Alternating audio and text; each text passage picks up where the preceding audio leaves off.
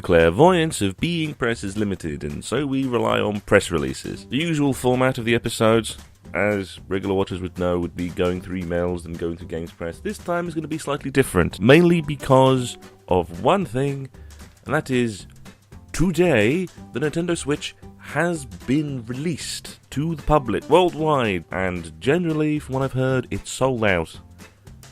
Across the board, just internationally, it's completely sold out. Nintendo put out a bit of a release talking about the console. It's pretty much what you would expect from a press release of this sort of nature and this sort of size. Well, it's Nintendo going, look how great our console is, obviously. And it's mainly talking about the positives of the console and also things like that from the console, which is what you would expect. A lot of the release has them talking about the specific tech of the console. It's like, oh, it's a 6.2-inch screen and the Joy-Con controllers and all sorts of that. But it also talks about the upcoming future for the console and where they're going to go with the culture, especially with the eShop and the third-party publications and things like that, which is a very good acknowledgement by Nintendo more than anything else, because Nintendo has a history of being,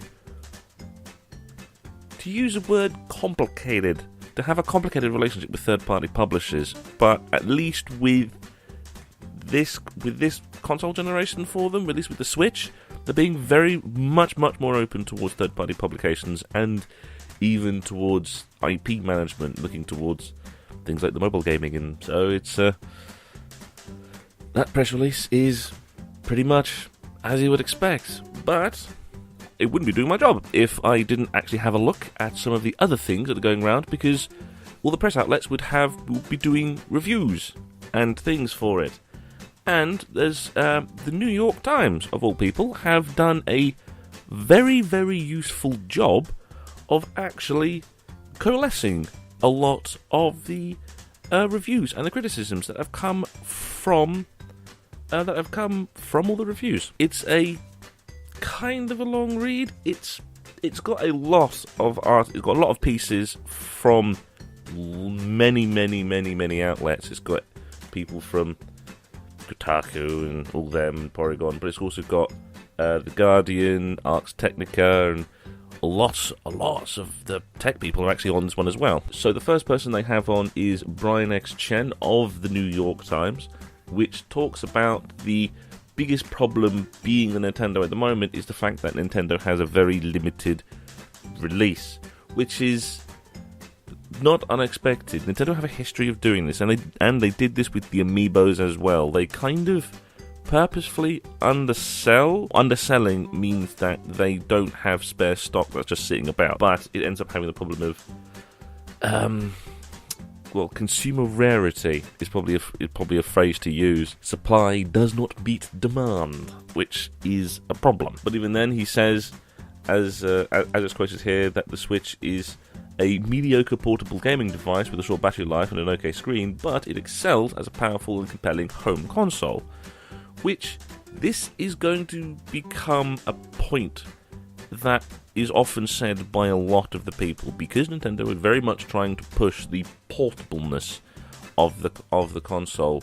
This is going to be something that's going to come up over and over again. Then they have a bit by Devinder Hadwara from Engadget, who says that because Nintendo was in a very much of a rush to try and get this console out, which they were, this is a lot of a catch-up for them, and it's launching kind of incomplete in some ways, especially for the press people who got their hands on it before. A lot of the stuff wasn't active during that time, especially the online components. They just weren't active at all. So the more stringent tests of download speeds and the use of the eStore and the use of the online is not...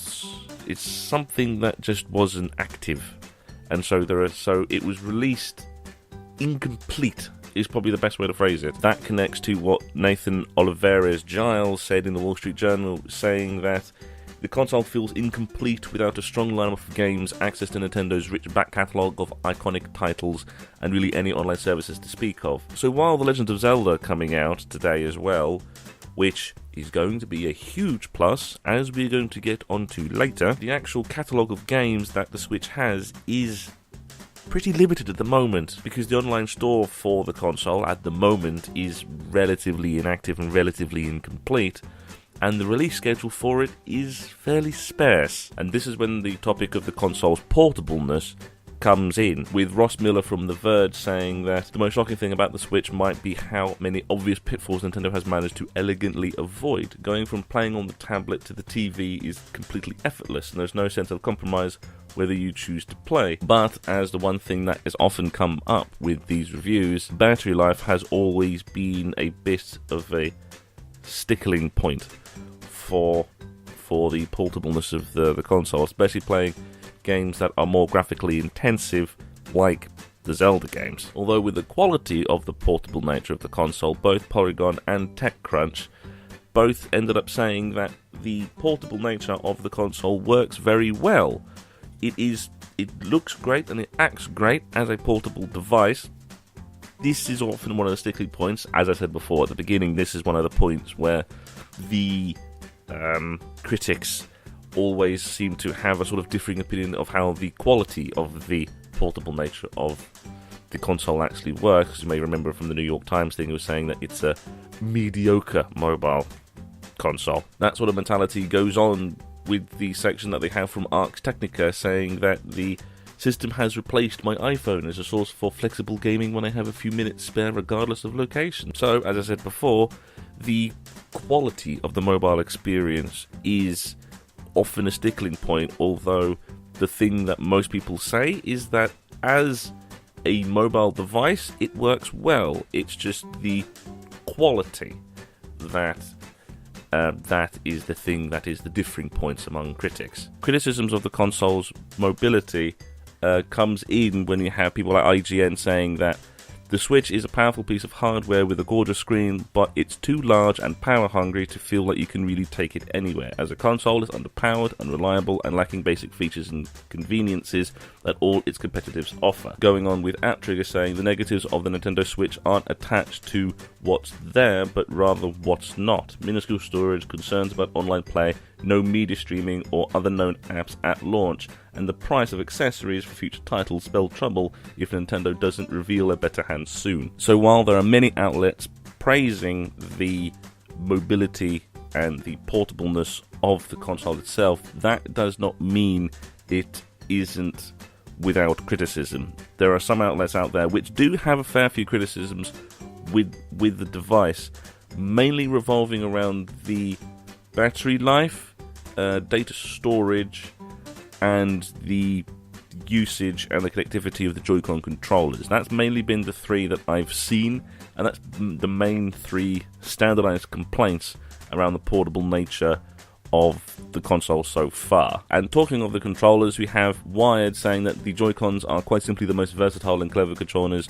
that have ever shipped with the machine, but with Kotaku having a much more counterpoint saying it's a nifty idea but we're uncomfortable and they don't always work as well as I would have hoped. And then to round it off, they have a line from The Guardian saying that sitting in a park with a whole bunch of people playing Mario Kart is a really fun proposition. The Switch is playing in a very different space than PC, Xbox One and the PS4, saying, whatever happens, Nintendo has once again done its idiosyncratic best to challenge the way we think about games hardware. Right now, it has the best launch game in at least a decade and enough compelling possibilities on the horizon to warrant enthusiasm and hope. And that is basically the underlying nature and the underlying comment that has come from basically every single critic, is that the launch is good, but still has criticism. The console is good, but still has criticism. The console itself isn't perfect, but there is enough there to